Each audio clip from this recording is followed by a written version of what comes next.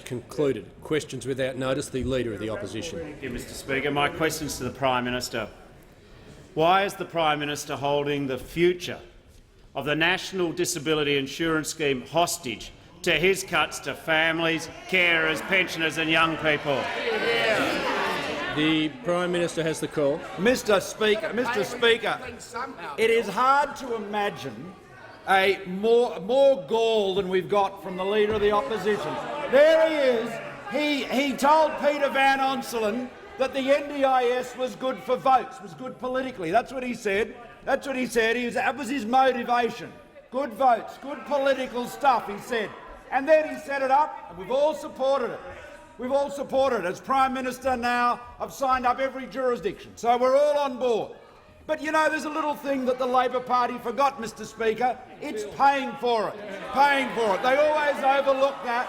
Long on intention, big on intention. Their motives are so good they just can't pay for them, Mr Speaker. It's the old story. The problem with socialists, eventually they run out of other people's money. And that's exactly what's happened to this bloke. He has gone out there with his bleeding heart talking about the NDIS and left a great big financial hole. Now what we're doing is the hard work to pay for it.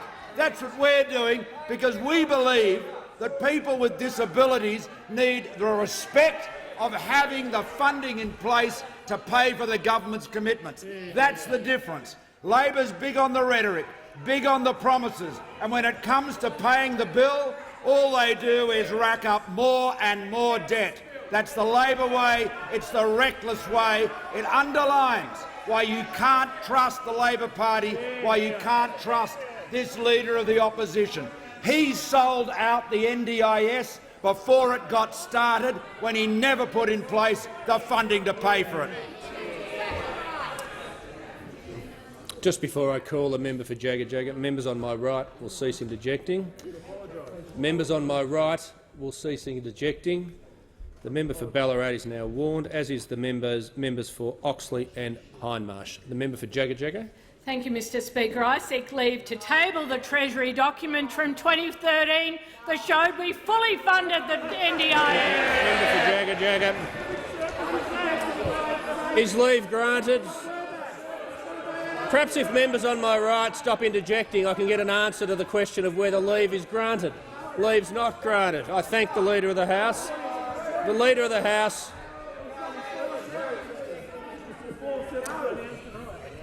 I'm trying to call the member for Robertson. No, I'm looking over you, not at you. The member for Robertson has the call. Thank you, Mr Speaker. My question is to the Prime Minister. Will the Prime Minister update the House on how the government's responsible energy policies will help hard-working Australian families and businesses access more affordable and reliable power, which is something of great concern to constituents in my electorate of Robertson? Prime Minister has the call. Mr Speaker, now more than ever, the honourable member's constituents and the constituents of every member in this House need to be assured of reliable and affordable power. And there is a massive threat looming over that prospect, and that is the Labor Party and its reckless approach to energy security, its reckless approach, its ideological approach, which has been demonstrated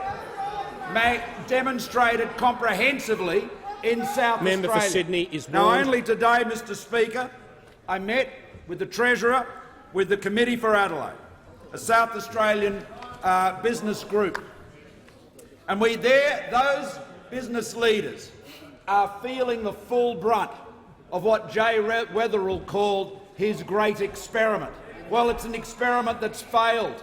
It's failed workers, it's failed businesses, it's failed households. And he said, the chairman, Colin Goodall, said, power has become a daily conversation in South Australia. It's difficult to attract new businesses to South Australia due to electricity being unreliable. And those views were reinforced by every member of his delegation. One member said that he was considering moving his business out of South Australia. and he was not able to expand in the way businesses, his competitors interstate, were able to expand because of unavailable, unreliable and unaffordable power. Colin Goodall, the chairman of the committee, said South Australia is the canary in the coal mine. That is where Australia's energy situation will end up if the Labor Party is allowed to carry out their policies. They recognise in South Australia the consequence of this unplanned introduction of a massive amount of wind power, of variable renewable energy into the grid without any plan, without any proper analysis of how it would be integrated. And we know what happens. We've seen it. Now, the Labor Party needs to explain, and the opposition leader should explain, how his 50% renewable energy target is going to work out. The member for Sydney's been warned. If she interjects again, she'll be leaving the chamber. And how is he going to deliver on double the emissions reductions already committed to by the government, double what we've agreed to in Paris? And he says, and they have no plan. They have no plan whatsoever to maintain the stability or the affordability of our energy system. We can't let that unreliability, that unaffordability, that threat to jobs, that threat to business, that threat to families go right across Australia. That's Labor's promise if they were to be elected to government. The member for Port Adelaide. Thank you, Speaker. My question is to the Prime Minister, and I refer to his previous answer in response to a question from the member for Robertson. Last week in New South Wales, power was cut to households in the electorates of Bennelong, Reid and Robertson.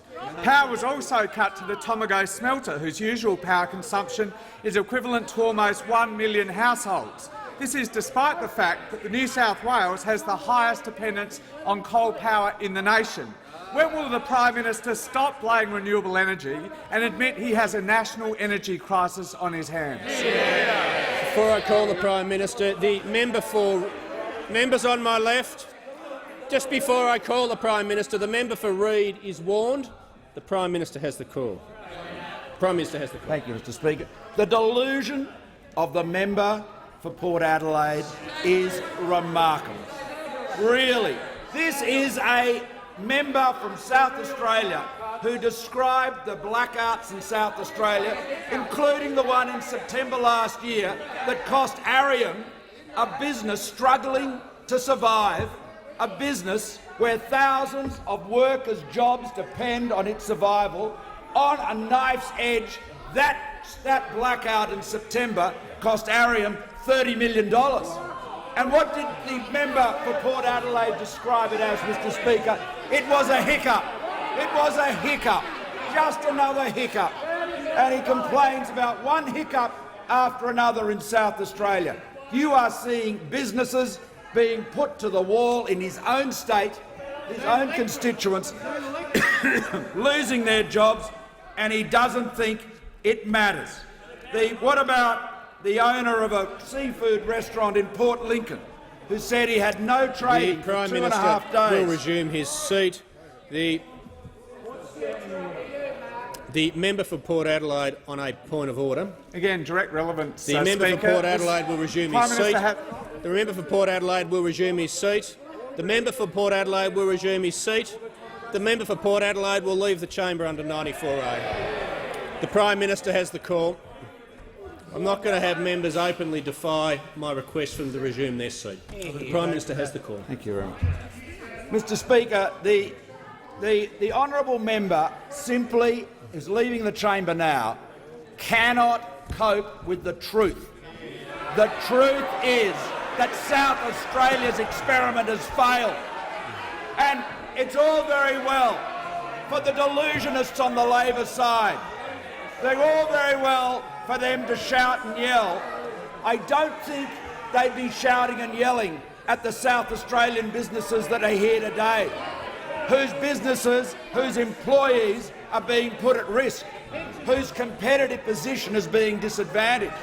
The pensioners in South Australia who can't afford to turn on the air conditioner because it's the most expensive power in the country. And when when they can afford, they can't be sure that it will come on when they flick the switch. Mr Speaker, there is no point in Labor denying the fact that every Australian, every South Australian knows if you introduce a massive amount of variable renewable energy, of wind or solar, into your grid, and you do so without proper planning, without the backup, without the firming power, without the storage, then you increase the vulnerability of your grid, and that's exactly what AEMO has said. The Minister for Energy and Environment. So they've made the grid less resilient, more vulnerable to the blackouts that are destroying jobs across South Australia. The Prime Minister will resume his seat. Has the members on my right, the Leader of the House will cease interjecting. Has the Prime Minister concluded his answer? The Prime Minister's concluded his answer. The member for Barker. Speaker. Mr Speaker, my question is to the Treasurer. Will the Treasurer update the House on the action government is taking to promote investment that creates jobs and reduces cost of living pressures on hard-working Australian families? Is the Treasurer aware of any alternative approaches that put the Australian economy at a competitive disadvantage? The Treasurer has the call. Thank you, Mr Speaker, and I thank the member for Barker for his question. And I know he also was interested today in the meeting that the Prime Minister and I had with South Australians who have come and sharing the many challenges that they're facing. But 9 out of 10 jobs, Mr Speaker, in the Australian economy are in the private sector. 9 out of 10 jobs are in the private sector. Hard-working Australians and their families depend on the success of those businesses for the jobs they have, for the hours they're able to work, and for the incomes they're able to earn to ensure that they can meet the cost pressures that are on their family budgets, Mr Speaker. Now, that's why I'm pleased to see today that today's NAB monthly survey shows the following.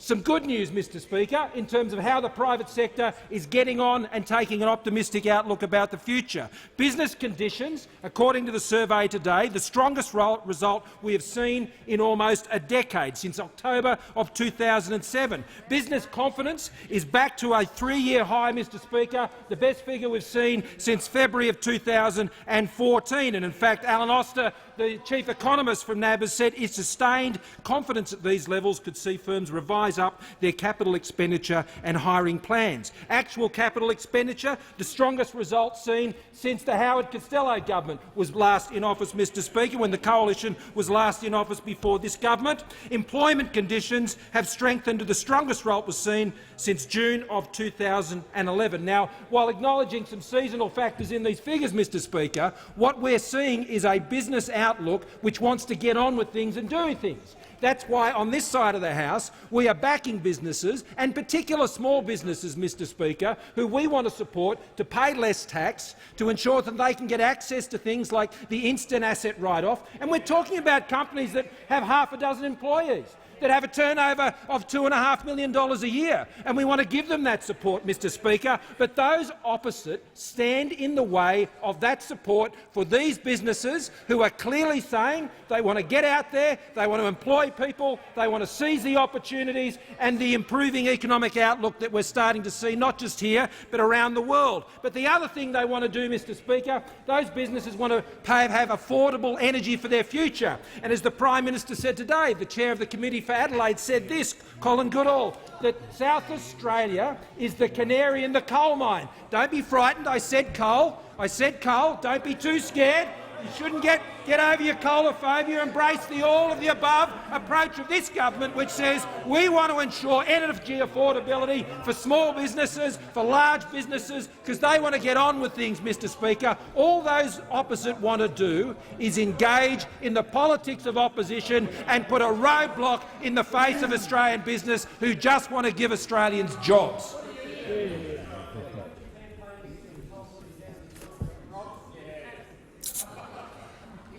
The member for Paterson.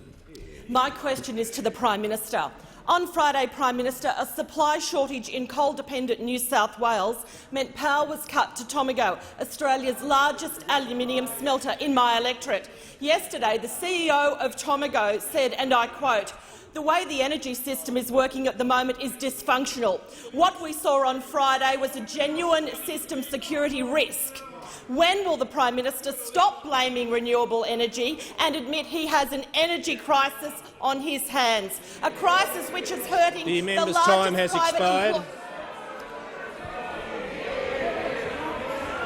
The Prime Minister has the call. Well, thank you, Mr Speaker. The Minister for Energy, who I'll invite to add to this answer, has just drawn to my attention a statement by the Australian Energy Market Operator from the 10th of February about New South Wales electricity supply, in which it states, "AEMO can also confirm that residential load shedding was not required at any point." Quite to the contrary of what the member for Port Adelaide just said. The member for Isaacs. The member for Port Adelaide said residential load shedding was required. The Minister for Energy. Now, Prime Minister will resume his seat. The Prime Minister will resume his seat. The Minister for Energy will come to the dispatch box and withdraw. I withdraw. Prime Minister has the call. So, Mr Speaker, the member for Port Adelaide said that there were residential load shedding in the state, and here we have a statement from AEMO, of which he must have been aware, saying that was not the case. Now, as far as Tomago is concerned, it is a large baseload customer for electricity in New South Wales, and it is the practice with large baseload customers to, by agreement, load shed, and for which they are rewarded at times of very high peak demand. It is the way in which big customers like that, aluminium smelters being the biggest obviously, are able to provide stabilisation and balance to the grid. But what was put to us by the member for Port Adelaide is contradicted by AEMO, and he's not here to defend himself or explain his misstatement, but it just shows how the Labor Party is deluded about energy, and I'll invite the Minister to add to that answer. The Minister for Energy and the Environment. Thank you, Mr Speaker. Unfortunately, we're seeing a pattern of mistruths, obfuscation by this side of it. Yesterday, Mr Speaker, those opposite sought to portray the Prime Minister and I of blaming renewables for last September's blackout, when we actually went out in writing in numerous interviews saying that was not the cause, and that the cause, Mr Speaker, the cause was the storm. Minister for Energy will resume his seat. Minister for Energy will resume his seat. The Manager of Opposition Business on a point of order. Mr Speaker, on direct relevance, at the end of the answer, the Prime Minister was specifically on the topic. Since the Minister for the Environment stood up, it's nothing to do with the question that was asked. A very specific question from a Member of Parliament asking about a major employer in her own electorate. I'm listening carefully to the Minister for the Environment. Before I call him, I will just say on the point of order that the Minister is entitled to compare and contrast to a point, but this question referred specifically to issues in New South Wales, so he needs to come back to that in the remaining 45 seconds. Well, Prime Minister, the facts are clear that Tomago, as the Prime Minister said, make up around 10% of New South Wales demand. Now, since their contract with AGL, I think, goes back to 1991, there is a provision when the prices go high for AGL to enter a relationship to reduce the supply to Tomago. And the key point is that the member for Port Adelaide said there was residential load shedding. Now, in the press release at 7:30 p.m. at 7:30 p.m. at 7:30 p.m. on the 10th of February, he said that didn't happen. Now, this is a consistent pattern. You've been found out. Mistruth, misleading the parliament again and again. The Minister's concluded his answer. The Manager of Opposition Business, I think it's best that we move on. No, Mr Speaker, yes, mate. Point of order. Oh, yes, okay, I'll hear the Manager of Opposition. He made a very specific unparliamentary allegation of deliberately misleading, of He misleading didn't at the use end. the word deliberately. No, Mr. Speaker, when you claim that it's again and again, it's hard to. It's a big stretch to claim that's accidental. Those sorts of reflections should be withdrawn. Manager Opposition Business will just resume his seat for a second. The Minister for Immigration and Border Protection persistently interjects, particularly when I'm hearing points of order. The reason the Leader of the House can't hear him is he's often interjecting with him. I'm trying to inject some lightheartedness, but I'm serious. The next interjection by the Minister for Immigration, I'll have no choice but to take action. The Manager of Opposition Business's point is the use of the term misleading. He might find it undesirable. I may well myself, but the practice and the Hansard is littered with that term being able to be used. It is only out of order when deliberately misleading is used, and that's been the case under many, many speakers. And it's been the case in questions that have been asked. So there's been many questions. We could take the time to dig them out, asked by the opposition using the term misleading, that I haven't ruled out of order. Member for Kennedy. Communications. Australia Post CEO, pre-corporatisation, received $360,000 a year. Ahmed Farrow, the current CEO, enjoys $5.6 million. France's Postal Service CEO receives $1 million, whilst the United States CEO only $550,000. Pre-Farrow, stamps cost 50 cents, now $1. Minister, no more Christmas cards. In 2014, Australia Post sacked 900 staff. In the same year, Mr Farrow's Australia Post donated $2.8 million to his brother's Islamic Museum. In light of Ahmed Australia Post's generosity, Minister, could I get $30,000 to repair the Catholic Church in Julia Creek? The Minister representing the Minister for Communications. Well, I do thank the member for Kennedy for that question. As the government has made clear, as the Prime Minister has made clear, the government does have concerns about the remuneration level of the Australia Post Chief Executive, and those concerns have been communicated to the Chairman of Australia Post. We have expressed those views to Australia Post. In relation to the Catholic Church at Julia Creek, I certainly encourage the member to come forward with an application under the Building Better Regions program. Just before I call the member for Flynn, can I inform the House that we have present in the gallery this afternoon the Premier of Tasmania, the Honourable Will Hodgman, and the Tasmanian Minister for Health, the Honourable Michael Ferguson, who of course is also a former member of this House for the division of Bass.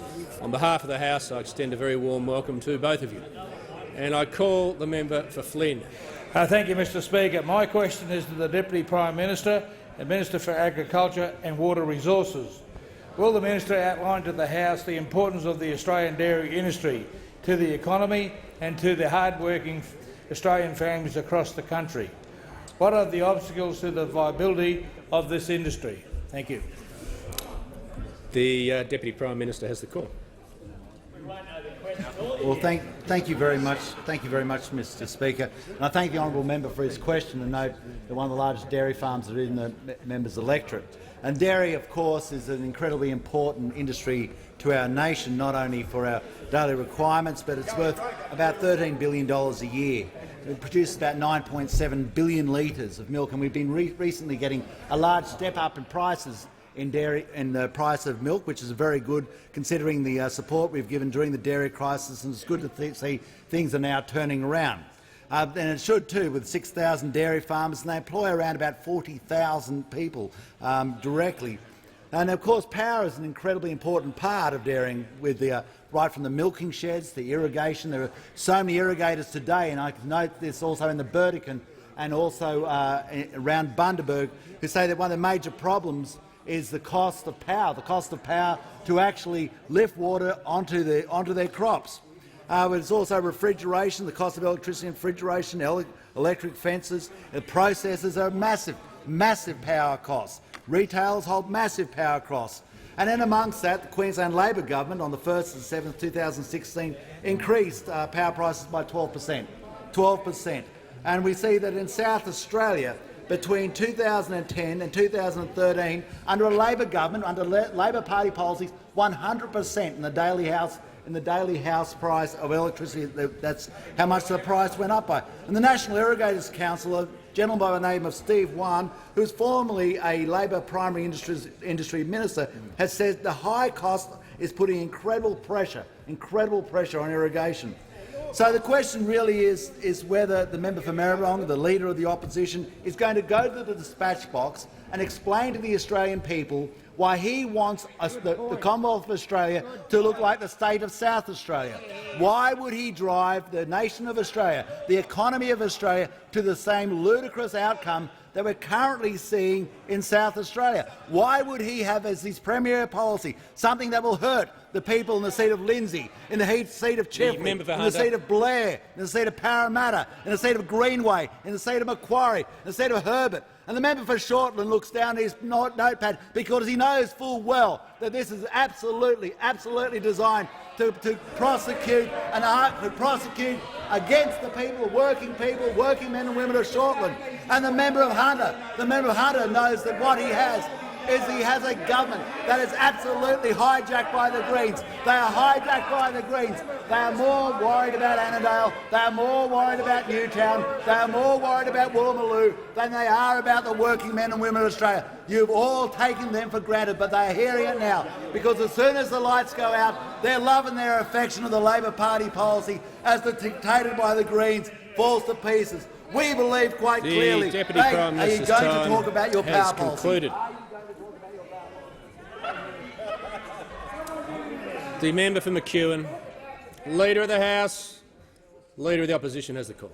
Thank you, Mr Speaker. My question is to the Prime Minister. This year, it's reported, Queensland has experienced more than 23 times as many extreme power price spikes, and that New South Wales almost 4 times as many as South Australia. Given that New South Wales and Queensland are the states with the highest dependency on coal and the lowest levels of renewable energy in the nation, how does the Prime Minister explain these massive power spikes in Queensland and New South Wales when he can't blame renewable energy? The Prime Minister has a call. Mr Speaker, there's a wonderful retro quality about the Leader of the Opposition's performance today. He reminds me of one of those old Soviet leaders who, as their country slipped further and further backwards, would be able to produce some figures, from Gosplan, showing that the V.I. Lenin Memorial umbrella factory in Novosibirsk was beating production levels. And he'd be able to produce all of those, and he holds up the Guardian. Well, there you go. He's honestly, look, I want to say we're not working together, seriously. I know it looks like he's performing on cue, but this is not. He's doing this by himself. He's not. Mr Speaker, seriously, South Australia, the most expensive, the least reliable energy in Australia, the least resilient grid, the least reliable transmission, the most dependent on another state in Victoria on their brown coal, the most emissions intensive. All of that is fact. It's all set out by AEMO. It's all there in the report we were discussing yesterday. The business leaders from South Australia know that. The mums and dads who can't get the air conditioning to work because there's no power know that. The people who can't turn the lights on know that. The workers at Whyalla, at Arium, whose jobs are at risk, know that. They've had $30 million lost to that company that's struggling to survive. One business owner after another through that state knows that fact. And what we see is the Labor Party in complete and utter denial. Now, you would think if they had one iota that was fair dinkum in them, you'd think they'd say, boy, there's a lesson to be learned here. We better get with a better plan. We better build in some resilience. We need some more base load. We need some more storage. We need some more transmission. But oh no, everything's perfect in the socialist paradise of South Australia because they can come up with some numbers or a report from the Guardian to say so.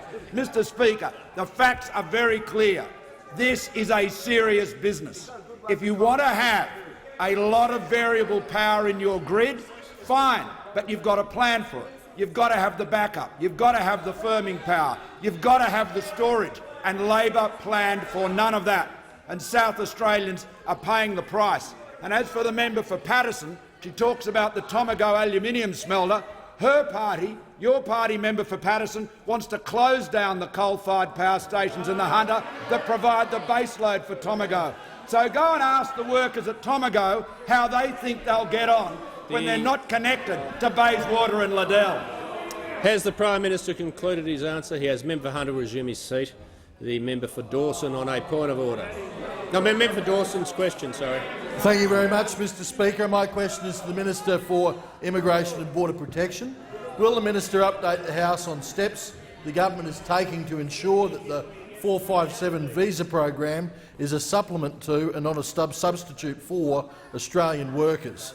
How would an alternative approach jeopardise job security and opportunities for hard-working Australians? The Minister for Immigration and Border Protection. Well, thank you very much, Mr Speaker. I thank the member for Dawson for his question. Like all members here, we want to make sure that Australians can get Australian jobs. We want to make sure that where there is a vacancy anywhere around the country, that we can fill that position with an Australian worker before we have to look abroad to see whether, having not been able to fill that job here, that we would have to bring a worker in on a 457 visa from overseas. And I think all Australians would support that position, or at least I thought so, until I saw the speech by the Leader of the Opposition at the Press Club only a week or so ago. And he started out by saying, Mr Speaker, that he lamented the number of visas granted for trade and technician jobs, and the number of visas that have been granted under that category had spiked under the 457 program. Now, my old man's a builder. I thought, well, I've got a lot of sympathy for the Leader of the Opposition, making a fair case. You want to see Australians go into trades and into jobs. When you have a look, though, at the figures, the Leader of the Opposition, of course, was the Employment Minister in the Rudd-Gillard-Rudd great years of government in this country. When you have a look at those figures, it turns out that the number of 457 visas issued for carpenters was 250% higher under the Labor Party, 250% higher.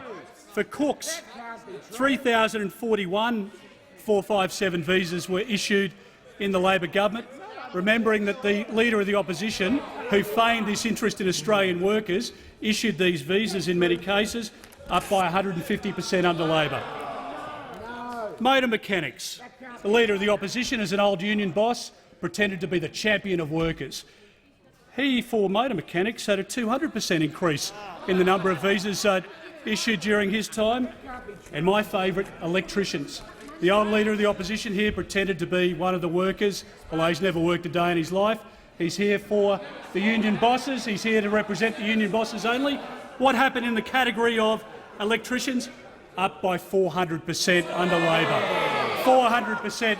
So when you go out around the country and when you're talking to people in our electorates in suburbia around the country, when they say to you, you know, there's something not right about this Leader of the Opposition, when they say to you, I just can't trust him, I just can't bring myself to trust this Leader of the Opposition, don't look at what he says. Look at what he did when he was a minister in the Rudd-Gillard-Rudd years, and look at what he does as Leader of the Opposition. He is not interested in the fact that pensioners are being driven to turn off their air conditioners when the heat is approaching 40 degrees a day. He is not interested, Mr Speaker, in the workers of this country. He is here to represent the interests of union bosses. He is dictated to by Greens policies, which is why he is more interested in the policies that will get them elected in inner-city areas but will starve workers of jobs. The Manager of Opposition Business. Thanks, Mr Speaker. My question's to the Deputy Prime Minister. Yesterday in question time, the Deputy Prime Minister ridiculed anyone who received preferences from the Green political party. Given the WA Nationals have now retaliated against the WA Liberals by cutting a deal to preference the Green political party ahead of the Liberals, does the Deputy Prime Minister stand by the answer he gave in this place yesterday? Is he now determined to just ridicule himself for the sake of consistency and every other member of the WA National Party? I'm ruling that question in order. I am. It referred to yesterday's answer. The Deputy Prime Minister has the call. Members on my left. I welcome the question from the member for Watson. I always thought the member for Watson might give me a question about water. He is actually the Water Minister. And his whole time here, he has never asked me one question about water. Not one. The member for Not McEwen. one. You think he might with the Murray-Darling Basin Plan? You think he might ask me a question? Not a chance. Not a chance. All we get is this sort of stand-up pogo stick comedian coming to the dispatch box to talk nonsense. But what I do know about polling, I do know a little bit about polling. I know about Mr 22% over there. Mr 22%. 22%. That's what they give him. They give the Leader of the Opposition 22%. And I know the member for Grainler, you're one of our biggest supporters, aren't you? You're watching us. We're doing a good job for you, aren't you? You're getting ready. You're getting ready. You're lining them up. You're lining up. The member for Sydney doesn't like me saying this. The member for Sydney doesn't like me saying this. Don't worry, you'll be next. If he fails, you'll be next. You're gone. You go back there. He comes up here. You go over there. It's all going to happen. It's all about to happen. There were a couple others. They're coming back there. You might come forward. You never really were here, so you go back. I mean, it really doesn't matter. We can see what's happening. You're done and dusted, old mate. You're done and dusted. It's all over. Ever since you decided that all elections are created different, and there are certain elections that are better than other elections. Deputy Prime Minister will resume his seat. No, I want you to sit down. The Deputy Prime Minister will resume his seat. The Manager of Opposition business on a point of order. On a point of order, Mr Speaker, I refer to page 505 of practice, which reads, although there is no specific rule set down by standing order, the House follows the practice of requiring members' speeches to be in English. The Manager of Opposition business is warned. Just before, members on my right.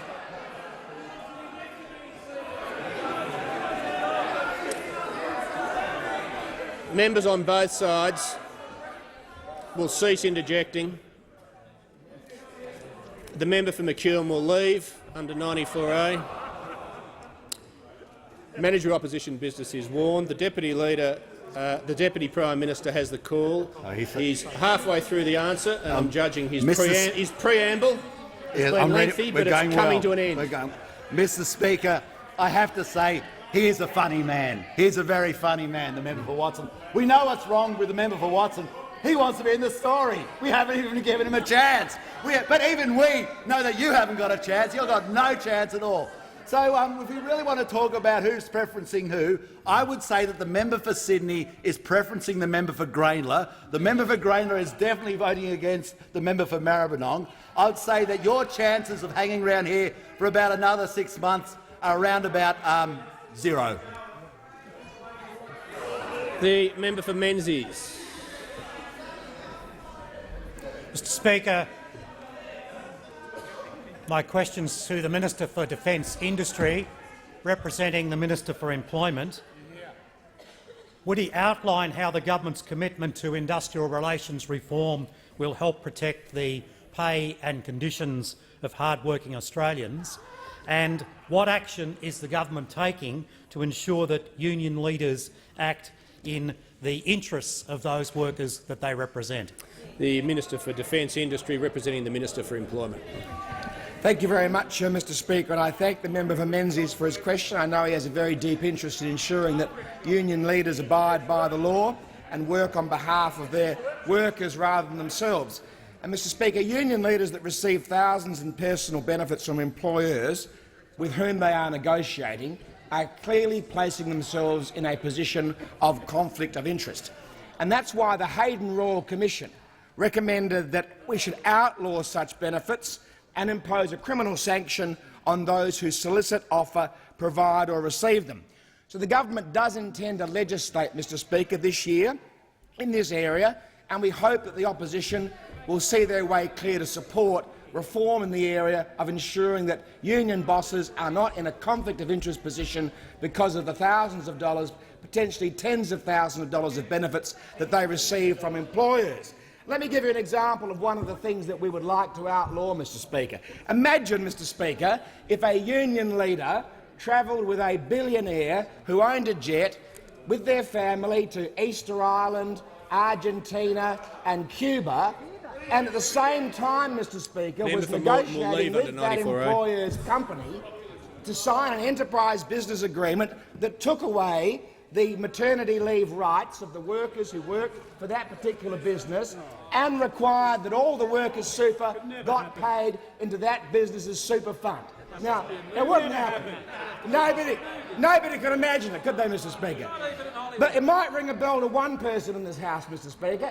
It might ring a bell to one person in this House. Yes, it's our old charter over here, the Leader of the Opposition, because that's exactly what the Leader of the Opposition did when he was the AWU Secretary, Mr Speaker. He travelled with the Pratt family, who own Busy Industries, to Cuba, to Argentina, to Easter Island, and signed, as the National Secretary of the AWU, an agreement with Busy Industries that removed the maternity leave rights and turned them into unpaid maternity leave for the workers of Busy Industries and required the workers' super get paid into the Pratt super fund. Now, we are going to make that illegal, but there's more, Mr Speaker. Amazingly, Mr Speaker, he took now Senator Kimberley Kitching and her husband Andrew Landrieu on that trip. You can just imagine. You can just imagine them, Mr Speaker, at the Plaza de Mayo, at the Presidential Palace, can't you? Smoking their Cuban cigars, Senator Kitching doing her best impersonation of Don't Cry for Me, Argentina, over the balcony to the rather bemused tourists below who must have been wondering what was going on. The thing about the Labor Party, and this particularly the opposition, he's not much unlike the Perrons, Mr Speaker, pretending to be the workers' friends while actually stealing them down the river. Look at what he does, never what he says. The member for Jagga Jagga. Thank you, Mr Speaker. My question's to the Prime Minister. Why is the Prime Minister choosing to harm 1.5 million Australian families and threaten the National Disability Insurance Scheme instead of scrapping his $50 billion handout to big business? The Prime Minister has the call. I gather the honourable member's referring to our business tax cuts policy, which of course was the justification for which was very eloquently given by her leader, the member for Maribyrnong, when he was in government. Again and again he stood up here and said cutting business tax creates more employment, creates greater productivity, creates more investment. He was a really powerful advocate for it. It may be that Andrew Lee had given him some notes from the academia at that time. To members by their correct titles. The member for Fenner, I should say, Mr Speaker. But again, you have to look at what the Leader of the Opposition is doing at any one time, not what he says. What he says is no guarantee or indication of what he will do. As Mark Latham's described, as his colleagues have described, he is a master of saying different things to different people to suit his purpose. Now, as far as the childcare reforms we're proposing, they will make childcare more affordable, more available. They will benefit families on low and lower middle incomes. They are going to make a vital change, removing the $7,500 cap for families on incomes of under $185,000. This is a great reform, and the Labor Party should support it. And as far as the NDIS is concerned, the only threat to the NDIS is Labor's failure to fund it. Labor's failure to fund it. I mean, the reality is we are in deficit, we have debt, and that is because we need to make savings, and we are making savings here in addition to the childcare benefits reforms, and we are applying them to fund the NDIS, which otherwise would have to be funded out of debt. And what we need to do is to live within our means. We need to be able to fund all of our social welfare commitments from our revenue, and that means we have to make reforms. So the honourable member, she has a great heart, and I don't doubt that, and I'm sure she wants the NDIS to work. But, Mr Speaker, somebody has to pay for it. You cannot keep on borrowing your way into the future, because I wish the honourable members opposite would show 1/10 of their compassion that they talk about all the time for the generations to come. Their failure to provide to live within our means is imposing an unconscionable burden of debt on our children and grandchildren. That is their legacy. We are paying the way to ensure that we can afford the NDIS and all of the benefits and services Australians are entitled to expect. It's the member for Latrobe's turn. Thank you, Mr Speaker. My question is to the Minister for Foreign Affairs. Will the Minister advise the House how high-efficiency, low-emissions coal technology is helping countries meet their Paris Agreement targets? Is the Minister aware of any alternative approaches that would increase cost of living pressures for hard-working families? The Minister for Foreign Affairs. Thank you, Mr Speaker, and I thank the member for Latrobe for his question. And I know he recognises the importance of reliable energy to ensure that jobs are maintained and the economy in his electorate continues to grow. It is a fact, Mr Speaker, that fossil fuels, including coal, will remain a vital source of power generation around the world for years to come. And according to the International Energy Agency, power generation based on coal-fired power stations and fossil fuels actually increased over the period from the 1970s to today. It was about 38% of global power generation in the 1970s. It's over 41% of power generation comes from coal usage. And according to the International Energy Agency, that will increase in the years to come, particularly in developing countries.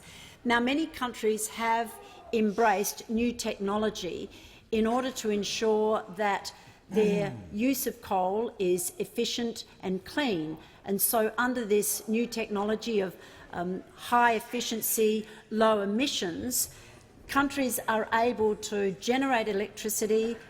It's cheap, it's reliable, but it also helps reduce their carbon emissions. And according to the International Energy Agency Clean Coal Centre in London, in a report in September 2015, this new HELE technology, the high-efficiency, low-emissions technology, in 10 Asian economies has already reduced carbon emissions by some 479 million tonnes per year. Now, the assessment by the International Energy Agency Clean Coal Centre in London is if all the new power stations embracing high-efficiency, low-emissions technology being ultra-super critical, the decrease in emissions would have been not 479 million tonnes a year, but over 2 billion tonnes a year. So nations around the world are embracing sensible, economically responsible technologies to not only grow their economies but to meet their Paris agreements. But not the Australian Labor Party. Their obsession with a 50% renewable energy target is destroying business confidence in South Australia, threatening jobs and threatening industries. Now, South Australia is Exhibit A. The Labor Party can be in denial, but power blackout after power blackout because of their ideology. There used to be an old line that South Australia under the Labor government's last person out, turn off the lights. That's now Labor's national energy policy.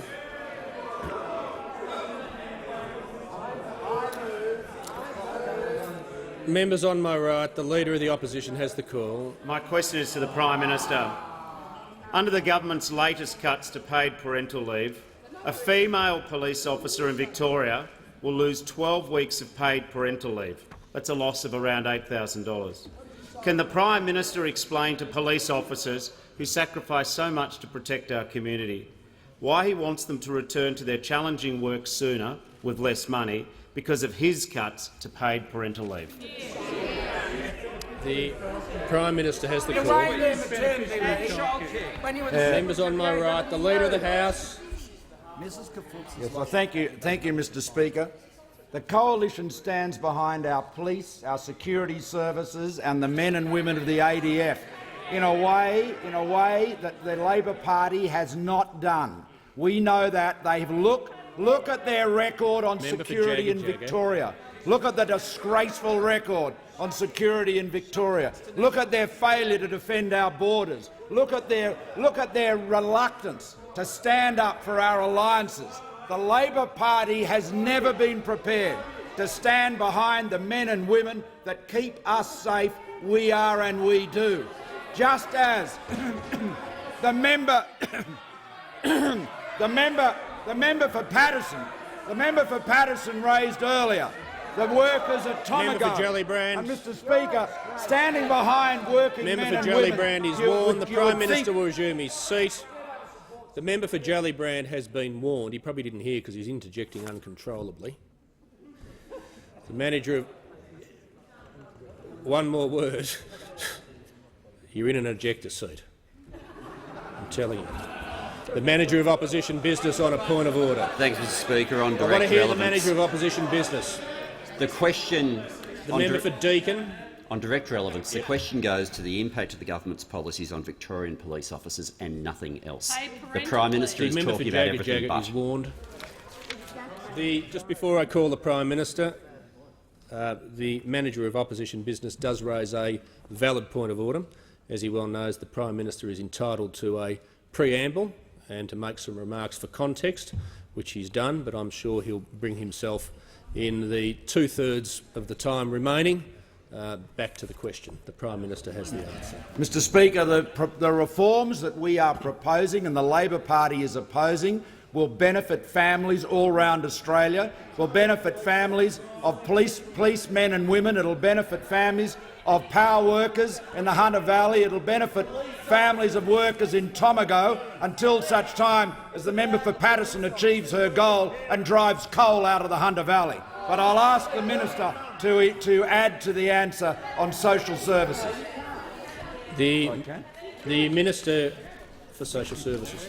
Mr Speaker, I thank the member opposite for the question. The measure that is included in the bill that's before the parliament would see 96,000 mothers, representing the lowest income participants in paid parental leave, representing the lowest participants in the scheme, receive an extra 2 weeks at home after the birth of their child and up to an extra $1,300.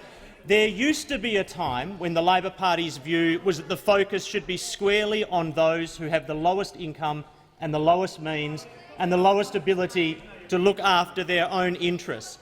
What they do in opposing this measure in this bill is deny 96,000 mothers, the lowest income participants in the scheme, an extra 2 weeks, an extra 2 weeks and an extra up to $1,300 during that period of time.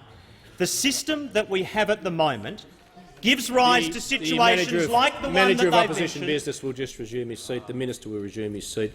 The Manager of Opposition Business on a point of order other than relevance. Well, Mr Speaker, if there's a new preamble and he's avoiding the topic again, Manager of Opposition Business will just resume his seat. The Minister for Social Security is talking on the topic of the question. I'm listening to him carefully, but he needs to, as he knows, confine himself to the substance of the question. The Minister has the call. It's the case that the system that we have at present has disproportionate focus on some instances in the public sector. So you can have a situation arise where one mother who might earn over $100,000 plus 15% super will have access up to, say, for instance, 14 weeks of employer-paid maternity leave. When you consider the leave for that person plus the taxpayers' funded leave, they could receive $44,500, which is more than most mothers earn in a year. The member for Bonner. Thank you, Mr Speaker. My question is to the Minister for Trade, Tourism and Investment. How does the government's trade agenda create jobs for hard-working Australians, and how important is affordable and reliable energy for Australian exporters? How does this compare with alternative approaches that would threaten Australia's trade competitiveness? Minister for Trade, Tourism and Investment. Thank you, Mr Speaker, and I thank the member for Bonner for his question, because it goes to the core of this government's agenda with respect to our export policies, our strong focus on building the right framework in terms of the trade agreements that Australia will follow to boost the opportunities for Australian exporters, especially those small to medium-sized exporters. Because those on this side of the chamber know that creating export opportunities, getting access to markets, is great for growing Aussie jobs. And I think about, for example, in the member for Bonner's own electorate, the visit that I had to Grove Juice, where Andrew Ross, the CEO of Grove Juice, said, and I quote him, "Because of the increased exports, we have had to hire extra staff in our processing production area, which is good for regional development." I also know examples such as Ozab. They're exporters of abalone. They've got expansions underway in Port Lincoln and Portland in Victoria, and they have employed 75 extra Australian workers in preparation for the increased demand out of China and Japan as a result of the coalition government's free trade agreements that we've put in place. So we know, on this side of the chamber, that we've got to continue opening export markets to keep economic growth and to ensure that more Australians have jobs. But we also know on this side of the House that crucial to being able to maximise the opportunity from access to these export markets is reliable and affordable power, and knowing that there is, of course, the supply that businesses are expecting when it comes to energy policy. And it's this point of difference, a point of contrast, because if we actually were to see Labor's policies put in place, if we saw the high-risk policies of the Labor Party which would directly affect power supply, then it would be a very different set of circumstances. Now, Mr Speaker, I know it's Valentine's Day today, and I know that the Leader of the Opposition would like us all to be having a candlelit dinner every single night if Labor's policies were put in place. Every single night you could see us sitting down to our candlelit dinner they'd be having. I mean, they've had a real interest lately in preference deals. I mean, you could see the Leader of the Opposition sitting down across the candlelit table with Richard Di Natale, talking about their preference deal, the member for Melbourne with his little solar panel, trying to get enough light from the candle to make sure the light stayed on. It'd be a very romantic occasion. But I've got to say, Mr Speaker, I've got to say the real concern that Australians have is about the character of this guy, the alternative Australian Prime Minister. As I said, Australians recognise a counterfeit bill when they see one, Mr Speaker, and they know a counterfeit bill. They know examples of a counterfeit bill, including the fake deal that we saw when clean event workers were sold out and dudded for the benefit of union bosses. They know fake Medicare text messages when they see them. They know fake support for coal miners who are being dudded by deals with the Greens on Labor's crazy renewable energy policy. And what we know, Mr Speaker, is who's going to take the counterfeit bill out of circulation. The member for Sydney. The member for McMahon. Thanks very much, Mr Speaker. My question is to the Treasurer. Now that the minor parties have joined with Labor to oppose the government's latest unfair cuts, will the Treasurer take his cuts to families, pensioners and carers and new mums out of the parliament and out of the budget? Why does the Treasurer continue Joe Hockey's practice of artificially propping up his budget with measures that will not pass the parliament?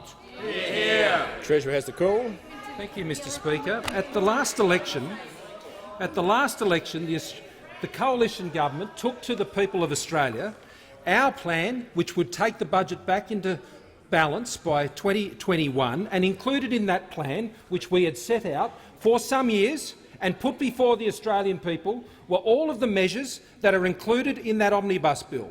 We went clearly and fairly to the Australian people on that, as well as we did on other issues, whether it was on company tax to ensure that small and ultimately large businesses as well could ensure that they could invest for the future and create jobs. That is what we did. And in the time since that last election, when we were elected, after we won that election and those opposite were rejected at the ballot box for their approach, Mr Speaker, in the time since then, what we have been successful in doing is some $22 billion in measures that they would have seen junked and they would have seen converted into higher taxes on Australian families and higher taxes on Australian businesses. We pursued it. And we said we are going to continue to pursue budget repair that ensures that the current generation that receive benefits can also be the ones who pay for those, ensuring that our expenditure is affordable. The option put forward by those opposite is intergenerational theft. What they are saying is they want to keep expenditure higher, and they want to send the bill to their children. So the debt that you raise that has to be paid back in higher taxes in the future has got to be raised to pay for benefits that are unaffordable now and that are being consumed now. Mr Speaker, those opposite are like those who put on the family mortgage, a thumping big holiday. They enjoy it at the time, but they have to pay it off for years and years and years afterwards. On this side of the House, Mr Speaker, we think that the generation that is incurring this expenditure has to be the generation that pays for that expenditure. Now, we think that expenditure should be more affordable. We think that expenditure should be more sustainable. Those opposite just want to keep on spending and spending and spending and send the bill to our children, and they want to send the bill to those currently, Mr Speaker, have to pay more and more in higher interest payments because this mob on that side, Mr Speaker, have no idea about how to control their spending. They only have three buttons they push: higher spending, higher debt, higher taxes, Mr Speaker. That's not the policy of this side of the House. That's not the policy of this side of the House. That is the policy of those who sit opposite. The member for Chisholm. My question is to the Minister for the Environment and Energy.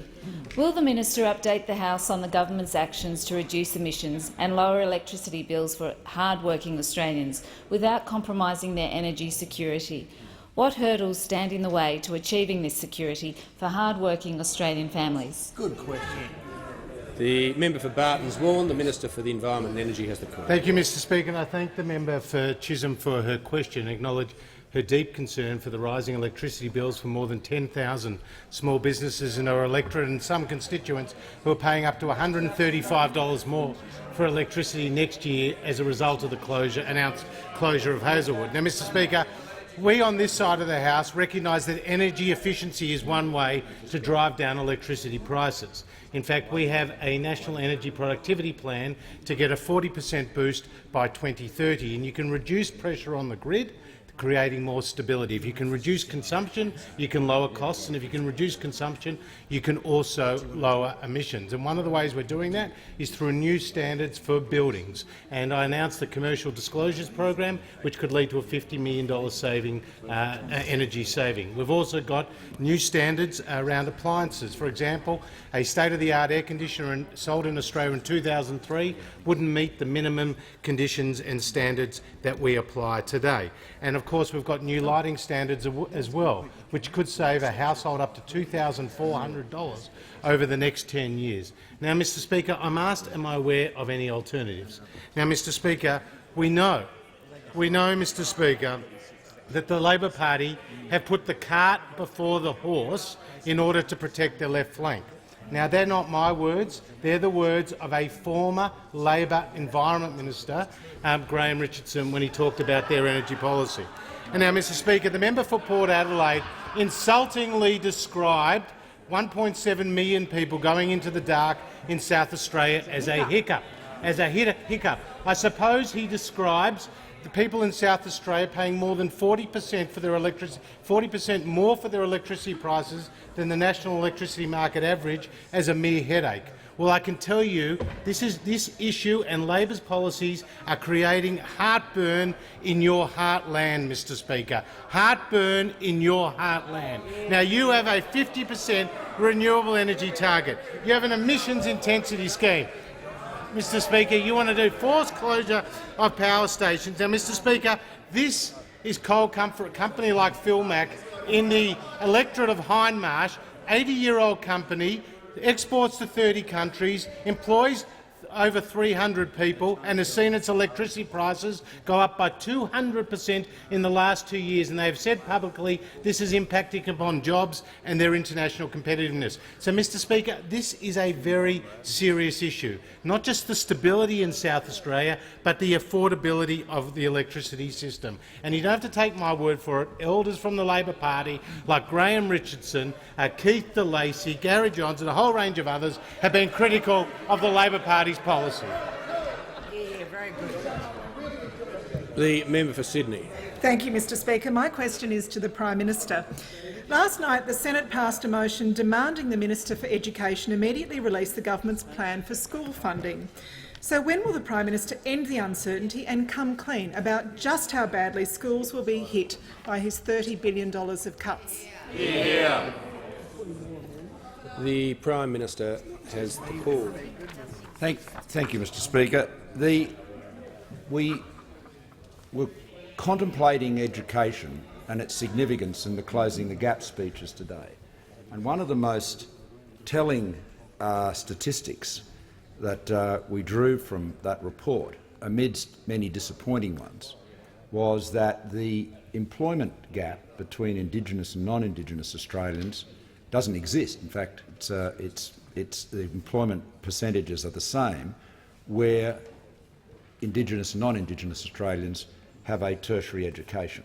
So it's a great reminder that education is transformative. We know that a quality education provides a lifetime of opportunity. We're investing more money than ever in school education than any government in the history of the Commonwealth. We are getting on and fixing another one of Labor's extraordinary messes in the field of education. Their failed vet fee help scheme, Mr Speaker, under that, thousands of vulnerable students, including many Indigenous students, were ripped off by dodgy providers, and that led to a blowout from costing $325 million in 2012 to $1.8 billion in 2014 and nearly $3 billion in 2015. Mr Speaker, this was the Labor Party, a Labor Party scheme they set up, and it resulted in the taxpayer funding courses like diplomas of energy healing, and this was not applicable to South Australia, Mr Speaker. This was not an engineering degree. Flower essence therapy and Chinese medicine treatments for dogs and cats. That was what the Labor Party did with taxpayers' dollars on education. Now, we are the government, and we've fixed your mess. We've fixed your mess. And what we're doing now is ensuring that our school education funding results in better outcomes. The other question we have to answer is why is it that we spend more and more each year on school education, but results get worse? And of course the member for Sydney says, spend more money, spend more money. That's the only answer. She wants to keep on doing Member for Sydney has already been warned. Thing when it's obvious it's not working. Mr Speaker, we are working with the states, who obviously run all the schools, to ensure that we get quality teaching, better outcomes, better value for the educational dollar. We owe it to the children, we owe it to their parents, we owe it to Australia's future, to ensure that we get the right outcomes, the quality outcomes from our massive and increasing investment in school education. The member for Capricornia. Mr Speaker, my question is to the Minister for Veterans Affairs. Will the Minister inform the House how the government is investing in support for veterans' mental health? Is the Minister aware of any particular support for veterans suffering from post-traumatic stress disorder? The Minister for Veterans Affairs.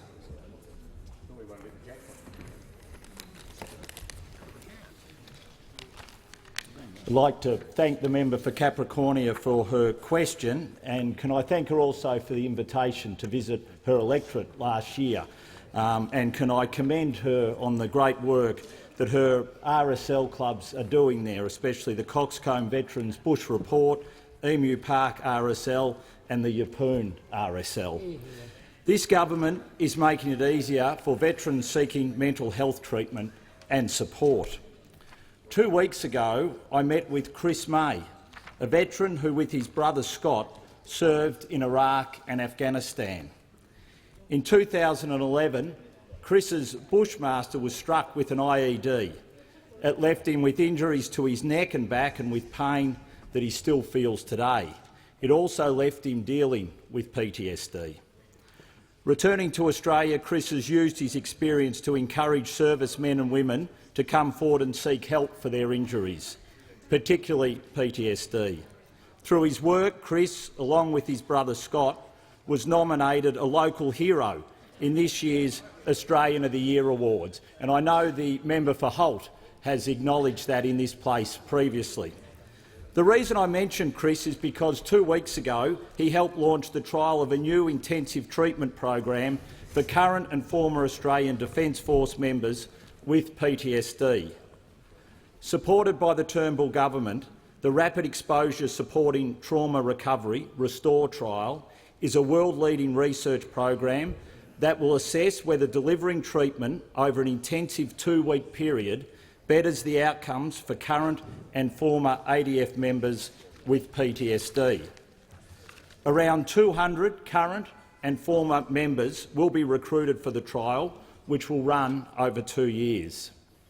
If successful, this research will be world-leading in treating PTSD and set the gold standard for how we help our current and former servicemen and women impacted by this disorder.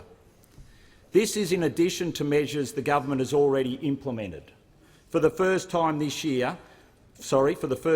last year, we made the treatment of 5 mental health conditions faced by veterans — depression, anxiety, PTSD, alcohol abuse and substance abuse — free of charge, with no need to prove that they were related to service. This funding is uncapped. If there is a need, it will be funded. It is vital we continue to do all we can in addressing PTSD and other mental health conditions. We are committed to funding new research and developing new treatments in order to give veterans and current ADF members the care that they need.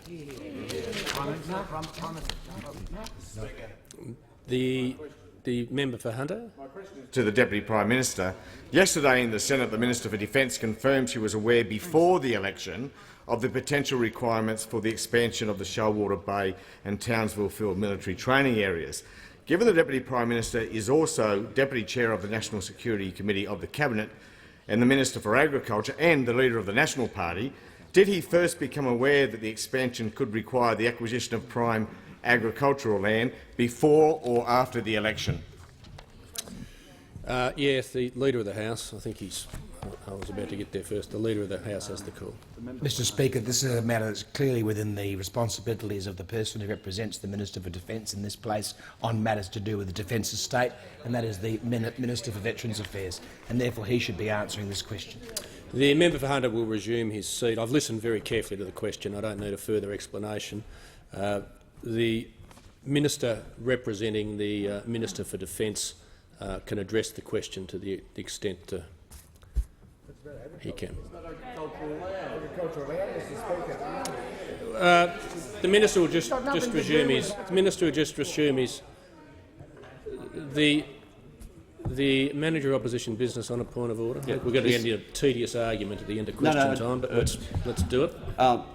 In the course of this term of government and the previous term, there have been numerous times when questions have been asked by members on that side where the only connection with the Deputy Prime Minister's portfolio has been talking about what the outcome would be on agricultural land.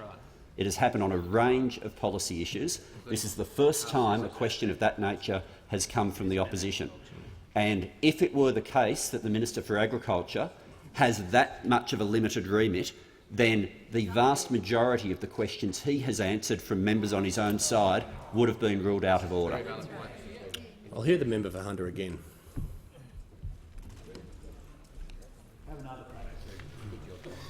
Well, Mr Speaker, my question is clearly to the Minister for Agriculture. No, I just want to hear the question. I want to hear the question again. Right, I don't brought it back with me. No, just read it out.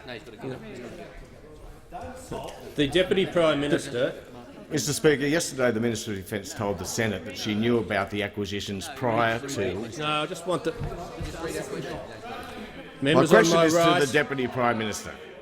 Yesterday in the Senate, the Minister for Defence confirmed she was aware before the election of the potential requirements for the expansion of the Shoalwater Bay and Townsville Field military training areas.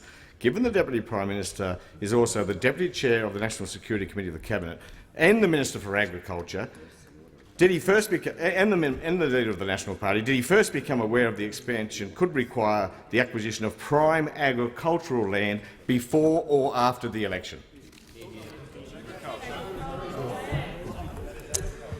I have to say I still don't think that question's in order, because it goes to matters dealing with defence, and it's incidental to the minister's responsibilities to the House.